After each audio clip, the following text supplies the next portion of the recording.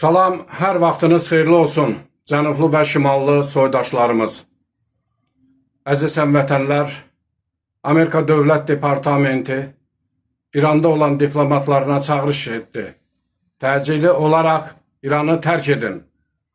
Tək Amerika dövləti yox, dünyanın bir çox ölkələri İranda olan diplomatlarına ölkəni tərk etmək göstərişi verib. Bu vəziyyətin daha da ağırlaşmasından xəbər verir. Əziz həmvətənlər, bu günləri mən sizinlə deməli Amerika və İsrail nə üçün İrana hərbi zərbələr endirir, raket zərbələri endirir və bunun mümkün səbəbləri, o cümlədən ümumiyyətlə İranda baş verən hadisələrin Şimali Azərbaycanımıza hansı təsirləri olacaq haqqında elmi siyasi təhlillərimi sizlərə çatdırıram. Düzdür, İranda vəziyyət olduqca ağırdır. 2000-dən çox ölü var, 5000-dən çox insanlar hospitaldadır və təsəvvür edin ki, İran morqlarında, meyitxanalarında yer qalmayıb artıq. Baxmayaraq ki, informasiyalar bir-birini təksib edir, lakin mən etibarlı informasiyaların, məlumatların sizlərə çatdırmaqla yanaşı siyasi təhlillərimi çatdırıram.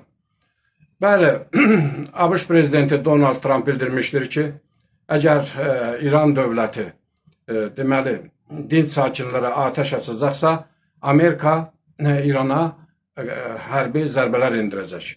Amma mən hesab edirəm ki, ABŞ və İsrail qoşunları, quru qoşunları İrana daxil olmayacaqdır.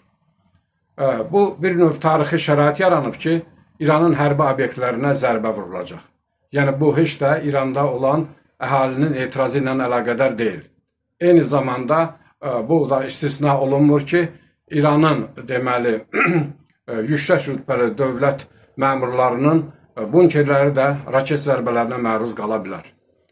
Bəs nə üçün ABŞ və İsrail İrana qarşı hərbi obyektlərinə zərbələr endirir? 2021-ci il Avstriyanın paytaxtı Viyana şəhərində NATO dövlətlərinin sammiti keçirilir və onlar qərar qəbul edirlər ki, artıq İran uranın zənginləşdirilməsi sahəsində 60% nailiyyət əldə edib, 90%-ə çatdıqda isə artıq İran nüvə dövləti olacaqdır. Və İran dəfələrlə bildirmişdir ki, İran tezliklə nüvə dövləti olacaq və ilk nüvə silahını İsraildə sınaqdan keçirəcəkdir. NATO dövlətləri İrana müraciət etdilər və bildirdilər ki, siz MAGATE-nin, yəni Beynəlxalq Atom Enerjisinin əməkdaşlarını İrana buraxmalısınız, yeraltı bunkerlərdə uranın zənginləşdirən zavodlarda onlar deməli yoxlamalar aparmalıdır.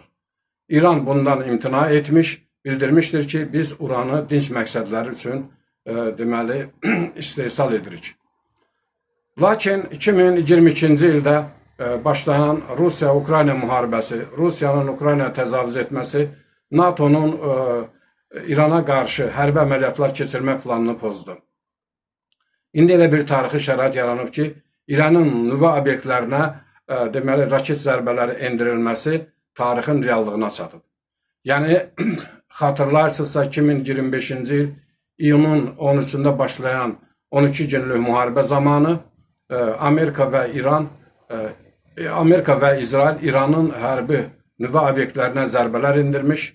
Amerikada əsrin möcüzəsi olan bombardmançı təyyarələri dağın altında, yer altında 50 metr dənlikdə olan İranın nüvə obyektlərinə ölümcül zərbələr vurmuşdur. Eyni zamanda İran da dövləti də İsrailə ballastik raketlər atmış, bir neçə insanın ölümü ilə nəticələnmişdir. Əziz həmvətənlər, mənim üçün bu mövzuda danışmaq çox ağırdır. Elə bilməyin ki, mənim dostlarım, bu xəbəri mən şad bir xəbər kimi çatdırıram. Xeyr, mən ürək ağrısı ilə çatdırıram. Lakin hamımız bilirik ki, İranda 40 milyona yaxın Azəri türkü yaşayır. Bu bombardman nəticəsində onlar da ziyan çəkəcəklər. Çoxsaylı ölülər olacaqdır. Lakin bu sizin və bizim istəyimizdən asılı deyil. Beynəlxalq güclər var. Dünyanın idarə edən güclər var. Onların qəbul etdiyi qərarlardır. Nə üçün onlar İrana qarşı belə qərar qəbul edir? Ona görə ki, İran 40 ildir beynəlxalq sanksiyalar altındadır. İranda dövlət irtica siyasəti aparır. 1979-cu ildə hakimiyyət dəyişikliyindən sonra İranda irtiza bir rejim hakimiyyətə gəlmiş, mollalar hakimiyyəti ələ almış və ölkəni idarə edirlər. Formal olaraq da ölkədə prezident və parlament olsa da, ali dini liderin qəbul etdiyi qərar əsl son qərar olur. Beləliklə, əziz həmvətənlər, İrana raket zərbələri qaçılmazdır, vurulacaq, sayılı günlər qalıb. Mən hesab edirəm ki, Amerikanın və İsrailin qoşunları, quru qoşunları İran ərazisinə daxil olmayacaq. Buna ehtiyac da yoxdur. Bir informasiyanı da sizə çatdırım, əziz həmvətənlər. Deməli, İranda biz baxırıq, izləyirik, məscidlərin və Quranın yandırılması ekranlarda göstərirlər. Deməli, bir çox ekspertlər belə qərara gəlmişdir ki, bu İranın xüsusi xidmət orqanlarının əməkdaşlarıdır ki, məscidləri yandırır, Quranı yandırmaqla dinc üsyançıları gülləbaran etmək üçün zəmin yaradırlar. Və İranın bütün televiziyaları göstərir ki, baxın, üsyançılar məscidi yandırır, Quranı yandırır. Bu faktı üzrə İranda böyük deməli yoxlamalar olacaq və bunun kimlər tərəfindən keçirdiyi gec-tez aşkarlanacaqdır. Sepah işçiləri, Sepah, yəni İran İslam korpusunun əməkdaşları arasında ölənlər də var. Prokuroru da bildirirsiniz ki, vilayət prokurorunun evində yandırdılar, külə döndərdilər. İran bir ağır, çox bir dəhşətli bir durumdadır. ABŞ və İsrail İranın hərbi obyektlərinə zərbələr endiriləcək. İstisna olunmur ki, İranın dövlət xadimlərinin də bunkerlərinə zərbələr endiriləcək. Bu, o məqsədlə edilir ki, İran etirazçılarının hakimiyyəti ələ almaq şansı olacaqdır. Əziz həmvətənlər, mən hesab edirəm ki, İranda vəziyyət o qədər ildırım sürəti ilə dəyişir ki, bunun hansı istiqamətdə inkişaf edəcəyi haqqında müxtəlif fikirlər vardır. Amma İranda əgər vətəndaş müharibəsi başlasa, mən deyərdim ki, artıq başlayıb. Yəni, dinc sakinlər artıq iqtisadi tələblər yox, siyasi tələblər irəli sürür. Sadəcə olaraq faciəli hal odur ki, İranda bu siyasi prosesləri idarə edən bir siyasi qüvvə yoxdur. Sadəcə olaraq Amerikada yaşayan şahın varisi oğlu Rıza Pəhləvi bildirmişdir ki, mən müvəqqəti olaraq İrana gəlib hakimiyyəti üzərimə götürməyə hazıram. Lakin bu da bir mənalı qarşılamır. Bunu müdafiə edənlər də var, bunun əksinə çıxanlar da var. Mən bütün verilişdə, çıxışımda deyirəm ki, Azərbaycan üçün, Cənubi Azərbaycan üçün ən arzu edilməz vəziyyət İran şahının hakimiyyəti ələ almasıdır.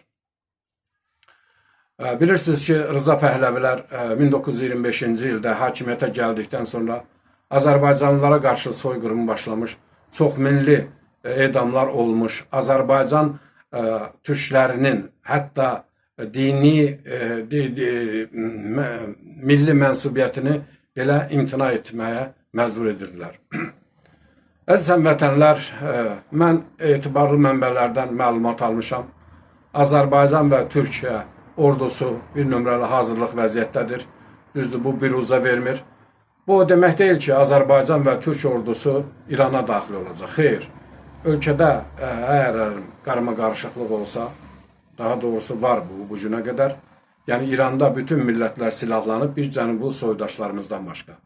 Əgər İranda cənublu soydaşlarımıza qarşı kütləvi qətliamlar olarsa, hesab edirəm ki, Azərbaycan və Türk ordusu girə bilər yox, İrana daxil olacaq və biz də bunu dəstəkləyirik. Əziz həmvətənlər, kommentdə mənə yazırlar ki, özümüz problemlər içində boğuluruq.